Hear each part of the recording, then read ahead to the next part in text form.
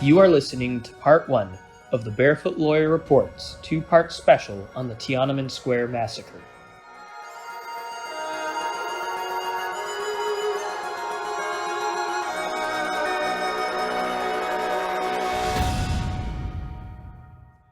So welcome to this podcast of the Barefoot Lawyer Reports.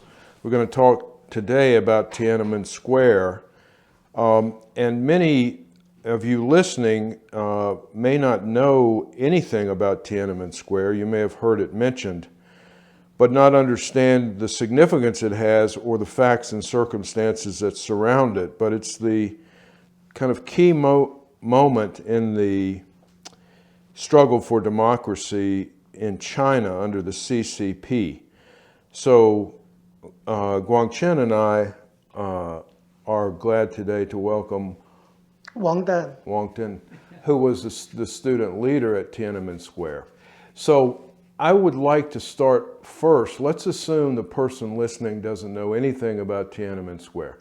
So first, what is Tiananmen Square? Physically, it's a square in Beijing. Yeah, it's a pretty big square in Beijing, established in 1949 to celebrate the CCP is taking power from Kuomintang. So tell us, in 1989, in May, the Tiananmen Square protests started, right? Yeah. Tell us about it. Why did they start? What were they trying to do? Well, in the whole 1980s, the CCP started so-called economic reform. But one of the consequences is corruption.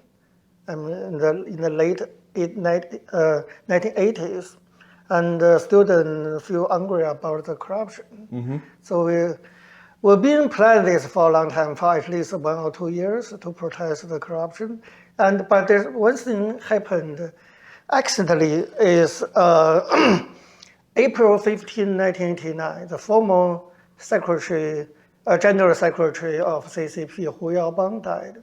Right. He's I could not say a supporter, but he's a pretty open-minded leader. Open-minded. Yeah, so we think his passing away will be harmful for the further political reform. That's why we went to the Tiananmen Square to try to protest and try to speak up for our willingness to promote. So after his death, that sparked protests to support democratic reforms and economic reforms? First stage is we go to the street just to show our respect for Hu Yaobang.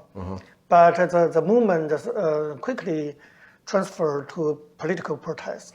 Yeah, I can tell you here in the United States, for those people who were following what was going on in China, Hu Yaobang we put a lot of hope in him as well. So we were very sad to see that he passed.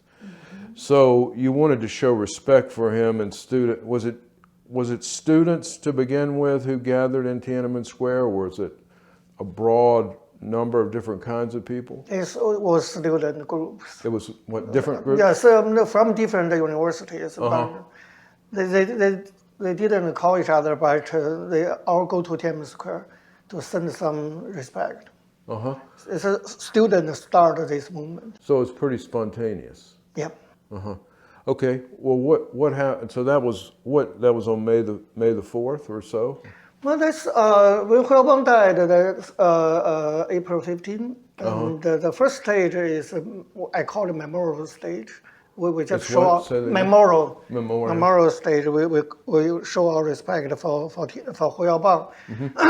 But it's a very important turning point is April 26th.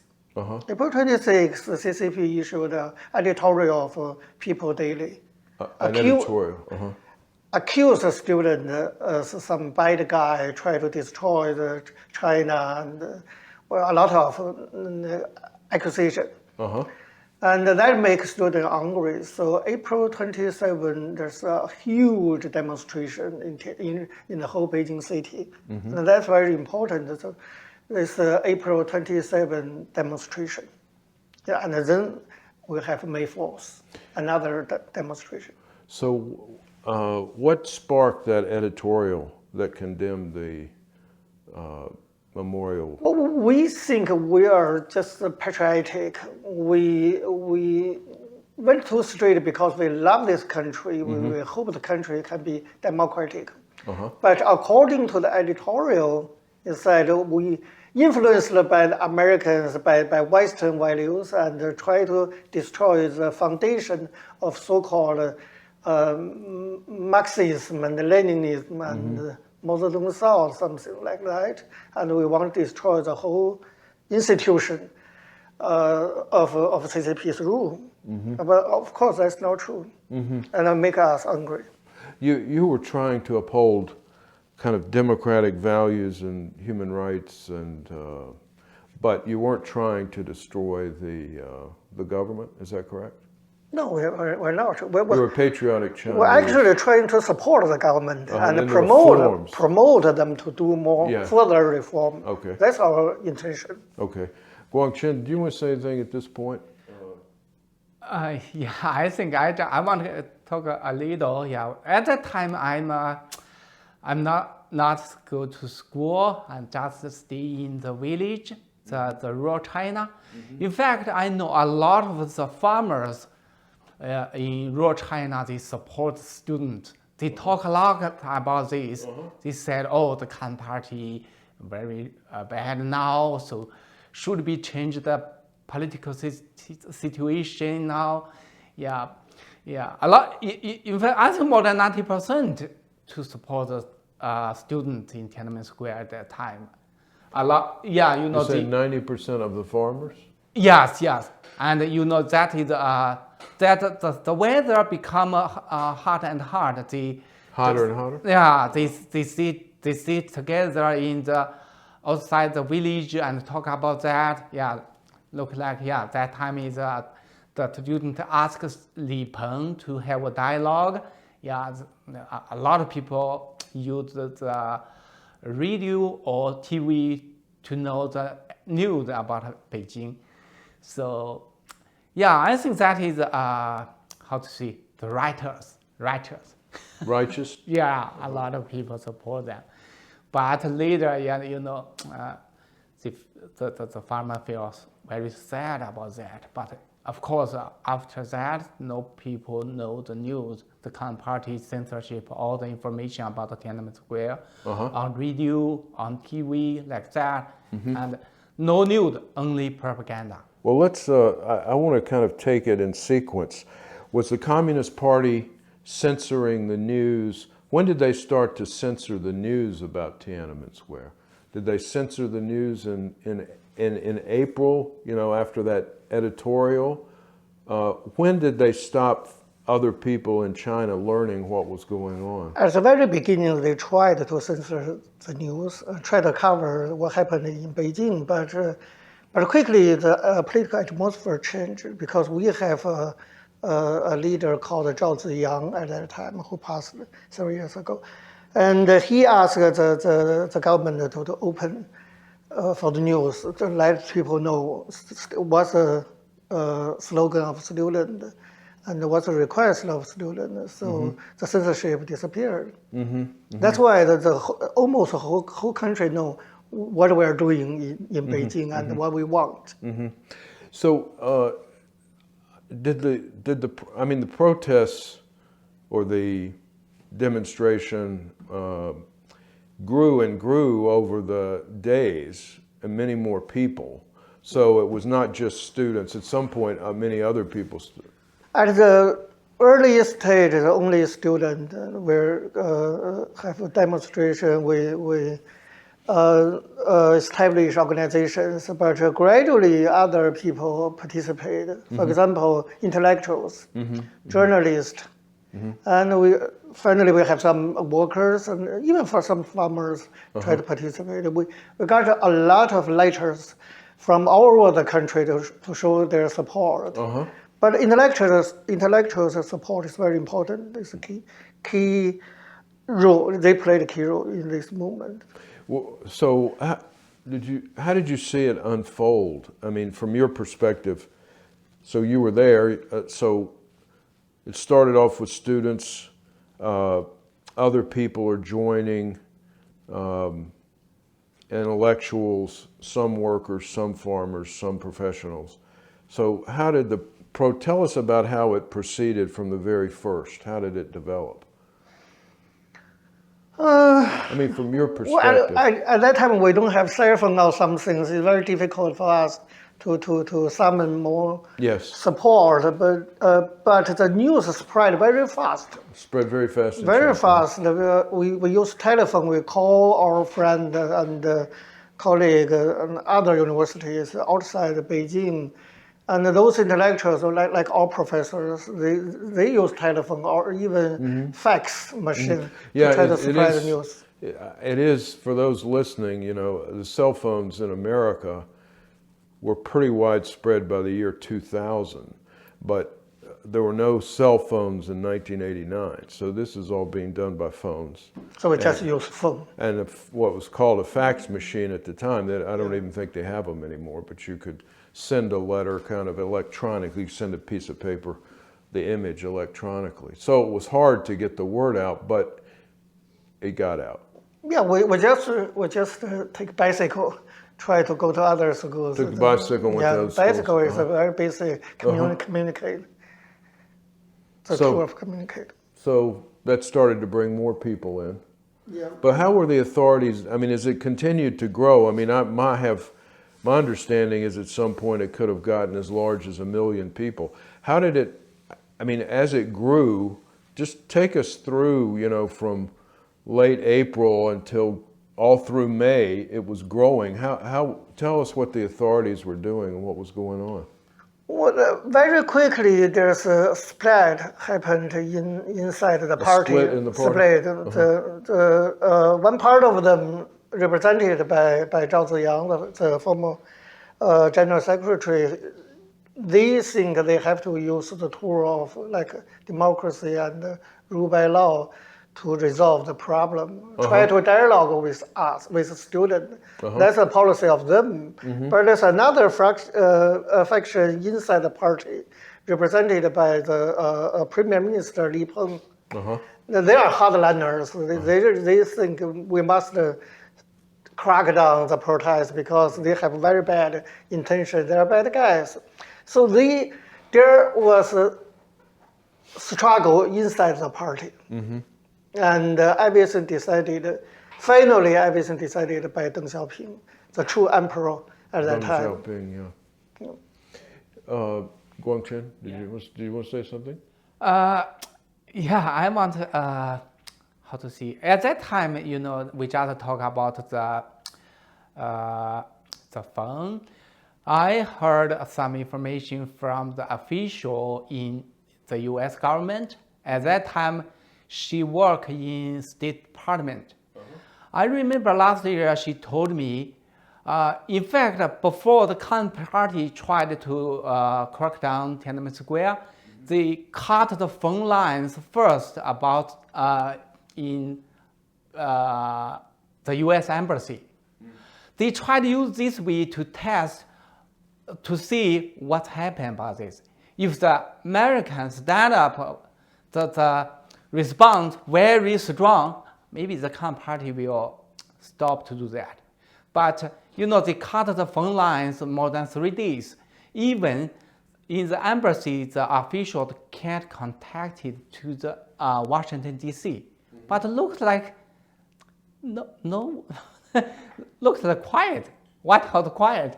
So, yeah, I think that is wrong. I mean, did the U.S. Embassy people have any idea why the phones were down, were not working?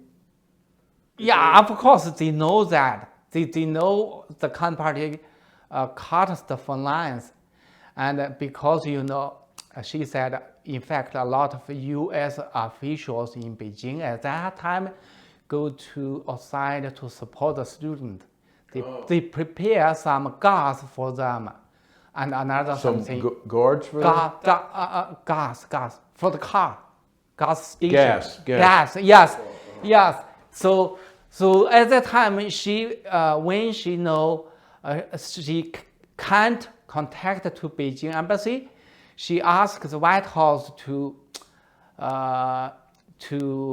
give them the how to do next step, but no response. She told me this story. I think this story will remind the U.S. people, if something happens, if the if the regime did some bad things, the Western country should stand up very soon to help the people to fight back the tyranny. Because otherwise the CCP. Yeah, if we give them 1 inch, they will take 1 mile. So the hardliners won out within the party. So tell us what happened. Tell us what happened and when it started to happen. And when did you know that they were? Well, we know very early there's a dispute inside the party. And at that time, there's only one person, just like I said before, just one person can decide everything. It's Deng Xiaoping. So the hardliners tried a lot to get support from Deng Xiaoping. And Deng Xiaoping is actually a hardliner too. So he supported Li Peng's idea and take all the power from Zhao Ziyang and ask Li Peng to organize all these arrangements. Yeah, I do remember, and for people that, again, who don't know the history, after Hu Yaobang, Zhu Zemin, or Jiang Zemin, I remember we followed him here in America too, because when he became, I don't know if he was premier, but when he succeeded Hu Yaobang, it just seemed like there was a chance for peaceful resolution of Tiananmen Square. But then Deng Xiaoping took power and the hardliners took over. And how was life in Tiananmen Square at this point? We were worried every day because the government already sent the military forces surrounded the whole Beijing cities, and they're trying to send the military march to the Tiananmen Square through the street. But fortunately, we have a lot of citizens, normal Chinese people. They're really brave, really brave. And then go to the street, block the tanks and the soldiers. But we still worried every day that maybe at the late night or someday they will enter the Tiananmen Square and maybe we will be killed. So students were very nervous during that time. Yeah.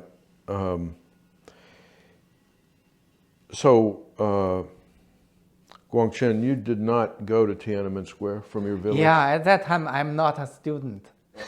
So, yeah, that is, but I know, I support them. I watch a lot on the TV. That at that time, not a lot TV, maybe one village, 2 or 3. A lot of people come to the same yard to watch that. A lot of people, even whole the farmers in the village come to 3 or 2 yards to watch the TV, try to get the news from Beijing, what's happening, and they will know. And of course, they talk about this each other, and even something they debate about this, like that. But at some point, the news on Chinese television you were watching? Yeah, at that time Chinese television. And another way is, at that time a lot of radios. Every family have the radios. So they use the radio, use the short wave to listen to the news from abroad. And that news should be much better than the propaganda. So the journalists in Beijing and write a report and send them to abroad, then use the short wave to come back mainland China, so the farmer can know that. So this is why a lot of people support students at that time. And another thing is, now a lot of Chinese people said after the Tiananmen Square, after the gun, before the Communist Party just tried to steal something in mainland China from the people. Now, steal something. But now the Communist Party grab it. Grab it. Yes, grabbing, not stealing. So because they have they can use the force to crack down on any people to stand up to protect the justice. Yeah. So the Voice of America play an important role. That's very interesting. Voice of America, we all listen VOA and know what happened. Even our students at that time. say that again. I'm sorry. The Voice of America. Yeah, we Voice all, of America. even our students listen to Voice of America to know what's happening in other cities. So the foreign journalists play interesting and important role during that movement, and very influential. Yeah, I mean, I was alive at the time following it in the United States, so we were following it. CNN, like CNN has the news every day. But we don't know that at that time. So tell us, so what happened? What ultimately happened? How did it happen? Well, then we finally have an informal dialogue with Premier Minister Li Peng, but there's no result because Li Peng just scolding us, and of course we scored back, so there's no common sense between us. After that, the government issued martial law, and the situation became serious. What day did they issue martial law? It's May 19. Okay, go ahead. And we stopped hunger strike, and we reorganized the students, try to against the government. At that time, we already know that Zhao Ziyang already lost his power, and we were not. We think there's a coup happened inside the party. So we support Zhao Ziyang, but we do not support Li Peng, and we decided to stay in Tiananmen Square and try to see what will happen in the future. I must say there also dispute inside the student group. There's one part think it might be the time withdraw from the Tiananmen Square back to the campus to continue this movement. And the other part of student organizations say we must stay in Tiananmen Square because the Chinese people of all over the country, they watch Tiananmen Square, so we must stay. So there's some still dispute even inside the student organizations. Well, tell us what happened next. Well, but finally, I mean, those students who advocate for staying in Tiananmen Square, they got more support. They stay in Tiananmen Square, and I think the government gradually lost the patience, and Zhao Ziyang lost his power, and under the command of Deng Xiaoping, the military used the gun, used the force. So finally, use the gun, use the force. That's what happened in June 3rd and 4th. And use the tanks. I mean, in America. And not only tank, a lot of the image of the tanks military forces rolling in. Yeah, Guangcheng. Yeah, I remember 2003. I went to Beijing. The people who live in Beijing at that time, she told me, in fact, a lot of people died on Chang'an Street, and after that, they come to the place we call it Mu Xu Di, and she said she saw some the blood and the blood and the even the how to say the breathing on the wall. Yeah, so yeah, usually, for the Western people, maybe they think the Communist Party kill a lot of students just in the Tiananmen Square, but not, in fact, not just in the Tiananmen Square. A lot of people tried to left Tiananmen Square, go to West, and the Communist Party orders the military to follow them, to keep kill them on the Chang'an Street. But I don't know, I just heard this. Yes. She told me about this. So bad. So when we say they use force, they use soldiers, they use guns, they use tanks, they just rolled in and killed you if you didn't disperse. And even if you disperse, they kill people. Yeah, even if the student shot at them, they shoot student. Shouted at them? Yeah. So they just came in killing people to disperse the whole thing. Yes, and try to crack down any protest. I have a question to Wang Dan. Yeah, the counterparty ordered the soldier chase the students on the Chang'an Street. Yeah, that's very important because at the very, very final stage, the student discussed, and the Tiananmen Square surrounded by the military force, and the student finally decided to withdraw. That's the late night of June 3rd. They decided withdraw from Tiananmen Square and back to campus. But when they just left Tiananmen Square, the tanks chased the student, attacked them from their back. Even when they were withdrawing. Even when they withdraw. And I have one friend called Feng Zheng. He's pretty famous now. He attacked by the tank and lost his 2 legs. Yes, I know him. So the tanks rolled over him and crushed his legs. He lost his legs. You have been listening to part 1 of the Barefoot Lawyer Report's 2-part special on the Tiananmen Square massacre. Come back next week to listen to part 2.